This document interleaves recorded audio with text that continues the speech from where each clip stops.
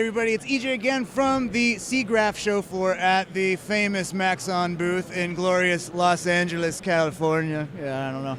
Here, I am here with Beeple AKA Winklemann, Mike Winklemann, and you just wrapped up your very first MAXON presentation. After how long have they been like bugging you to do one of these?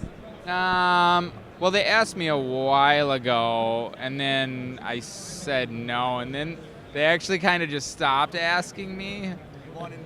And then I think there was kind of like a standing invitation, I guess, kind of maybe. And so this year it was like, I really want to go to Siggraph. You know, I've never been, so that's kind of where we are here now-ish. Cool story, bro. Inquiring minds really wanted to know. Yeah. Well, I mean, was it, because, I mean, when you stopped at NAB, so we did our last interview at NAB, and it got amazing reviews, raving reviews, like, holy crap, Beeple's real. Because I think that's like the first, like, I mean, well, you've done tons of interviews. I know you did the Linda, like, little thing a while ago and stuff like that, but, like, when you went to NAB last year, were you like, oh, this is like pretty cool, I'm going to do the Siggraph? Definitely. Well, I had decided to do Siggraph before that, but definitely, yeah, I definitely would like to go to NAB again and be there for more than 2 hours. But yeah, it's definitely, I definitely need to make it back to that again, because just this in general, and I haven't even really gotten a chance to walk around, but there's definitely looks like so many like awesome things. And this especially seems like it's more, there's a lot of things at NAB that are like kind of cool, but it's sort of like, I'm not super into like cabling for like an industrial whatever. So I think, but every booth here looks like it's like, you know, super relevant to like what we do. Totally. So you just got done with your presentation. So what did you do in your good old presentation there? You want to tell everyone what you did? Mostly embarrass myself, but I also was in Cinema 4D for a little bit. No, I don't know. It was just kind of like making this sort of VJ tunnel thing, but I'm not a tutorial dude. I'm not a tutorial dude, so you wouldn't steep this low. No, it just doesn't. I just feel like I'm not really a teacher, so it kind of felt quite awkward to me. So I mean, but I think experience. I think the thing that I love the most is that, well, you even were asked like, what's the tech? Why didn't you freaking yell that shit about the freaking instances before I was like freaking struggling up there? Oh, well, because you're on the hot seat, you son of a bitch. Yeah. So what happened was, you were building stuff with cloners. You put a light in a cloner, and you're like, why is it so dark? How is that not embarrassing as hell? Well, that's okay, we'll just put this light in. Nothing changes. Okay, well, we'll just change this. Nothing changes. Okay, it's like, I don't freaking know, like, oh yeah, because I have this stupid render instances tracked. I wanted to sit there and watch you squirm. Yeah, no. You did. Well, I didn't. Well, the one guy sitting next to me is like, did he just like duplicate that other cloner and that already had render instances already set? And he's like, yeah. I was like, oh crap. And that's why. You're welcome. Well, I appreciate you eventually yelling it out, because I definitely was not going to figure it out.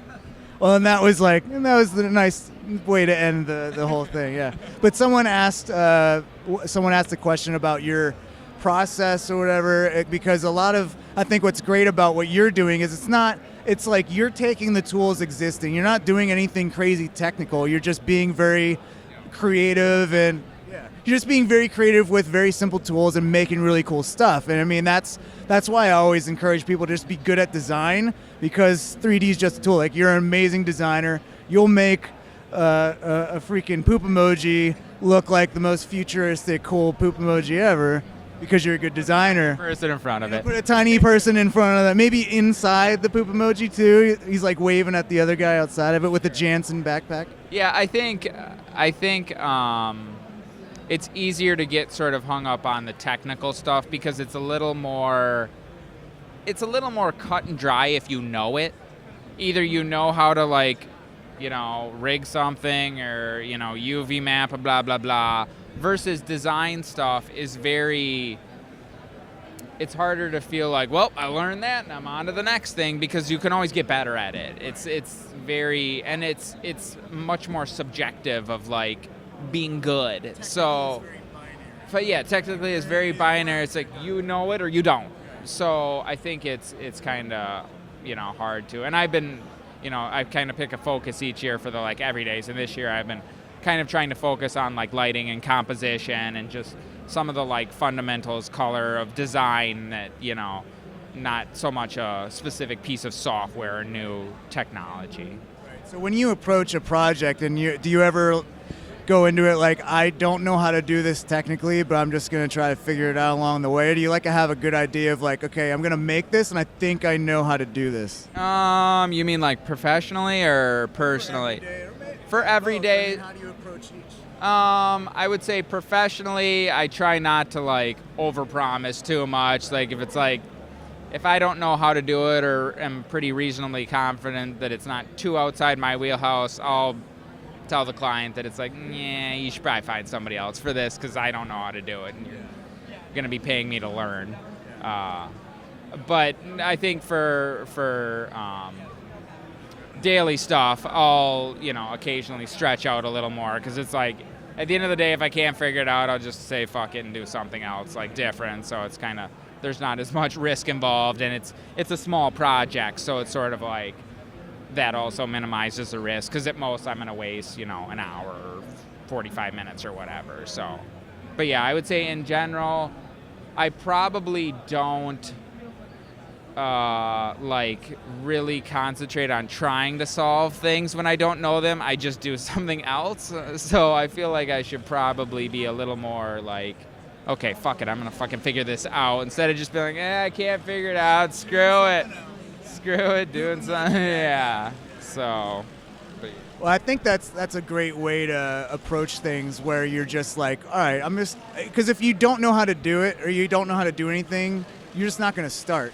So I think it's just a good attitude to have, is like, screw it, well, let's just try this, because if I just sit here and don't do anything, I'm never going to make anything at all. Yeah, well, it's kind of like something has to come out at the end with like an everyday. So it's kind of like that also forces you to like try, and even if you can't figure out the solution, because there's always going to be like technical things where it's like, okay, I can't figure out the like absolute right way to do this, so I have to come up with a different solution. So it helps you kind of fudge it and get close enough, which is, even on any project, that's kind of oftentimes what happens. You kind of can't do always the most ideal way of like doing something. So you're focusing a lot on lighting now. I know you're using Octane, right? So like what's been some of the challenges of like, you are starting lighting because you think you have a weakness there and you want to get better at like cinematic lighting or something like that? Is this why you're kind of trying to beef up those skills? Yeah, I think just overall composition wise, I've got, a lot to learn. Lighting definitely,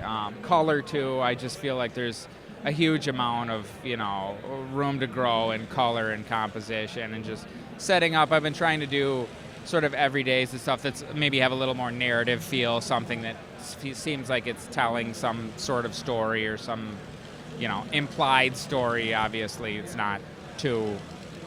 just one picture, but just trying to come up with something that has a bit more of a sort of cinematic kind of, illustrative feel to it, versus something that's just more of like a abstract kind of scene, I guess. Now, have you ever done like a series, like a Beeple triptych of like 3 different scenes, like a bunch of different scenes that tell a story, like each one? Have you ever done that, or are they all like standalone everydays?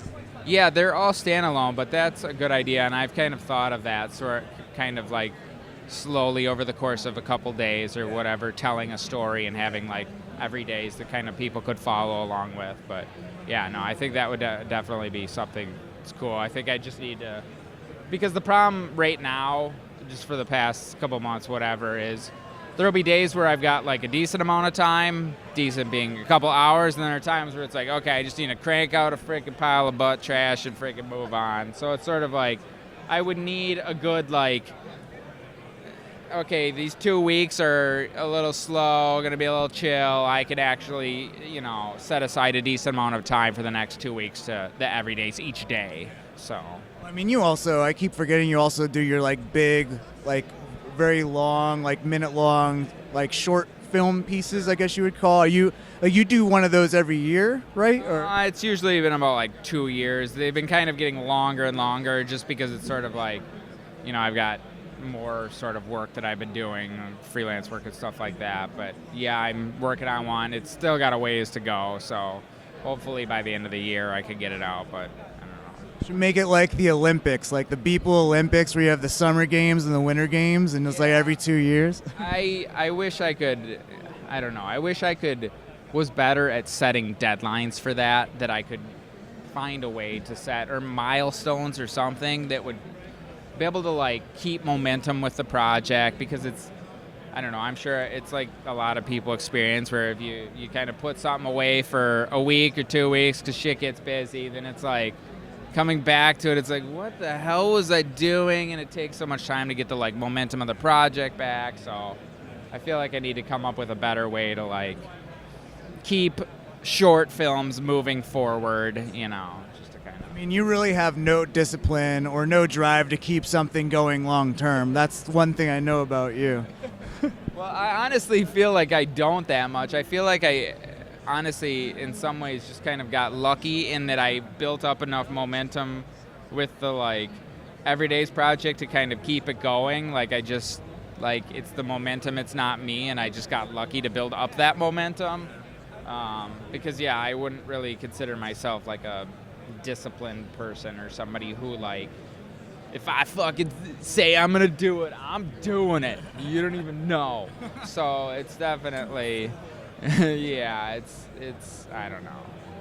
That's an isolated piece of my personality, I guess, kind of.